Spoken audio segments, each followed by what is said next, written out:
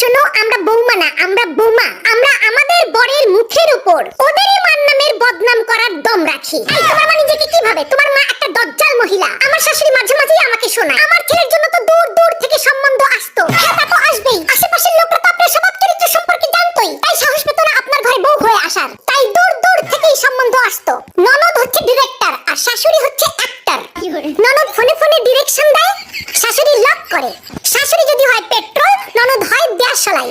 তবে ঢোল তবলা বাদক স্বামীই হয়। যার কথাই শুনবেন ফাঁসবেন তো ওই মালটাই। প্রত্যেকটা শাশুড়ি বলবে, ওম্মা এটাও শিখে আসো নাই, ওম্মা তোমার মা এটাও শিখায় নাই। শোনেন, ওটা আমার বাপের বাড়ি, কোনো স্কুল না। আবার শিখে ফেলে দিলে এটাও বলবে, আমরা তো এরকম করি না, আমাদের তো এরকম হয় না, এটা রান্না হয়েছে, এই ছিরি এটাও পারো না। আরে এত সমস্যা যখন নিজে গিয়ে করেন, বৌমা বাড়িতে আসার পর দিবেন ওরা আর কোনো কাজ করতে পারে না। তাহলে আগে এই কাজগুলো কে করতো? আমি বুঝি না, উনি শাশুড়ি নাকি স্কুলের প্রিন্সিপাল?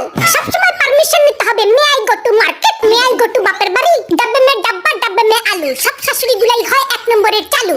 এরা সবাই ধোয়া তুলসী পাতা, শুধু আমি বিছুটি পাতা। তাই আমাকে দেখলেই ওদের খালি চুলকায়। আমি তো বাড়ির বউ, আমি খাবার কেন হজম করব? আমি তো শাশুড়ির তেরা কথা হজম করব। আমার শাশুড়ির চোখের প্রবলেম আছে, আমার ভালো দেখতেই পারে না। কানেও প্রবলেম, আমার প্রশংসা শুনতেই পারে না। পেটেও প্রবলেম আছে, আমার খুশি হজমই করতে পারে না। বিয়ের আগে মনে হতো শাশুড়ি কি ভালো, ওই যে বললাম মনে হতো। তুমি আবার এটা শাশুড়ির সাথে বসে দেখতেছো নাকি? তাহলে তোমার শাশুড়ি ভাববে তুমি ইচ্ছা করে ষড়যন্ত্র করে এটা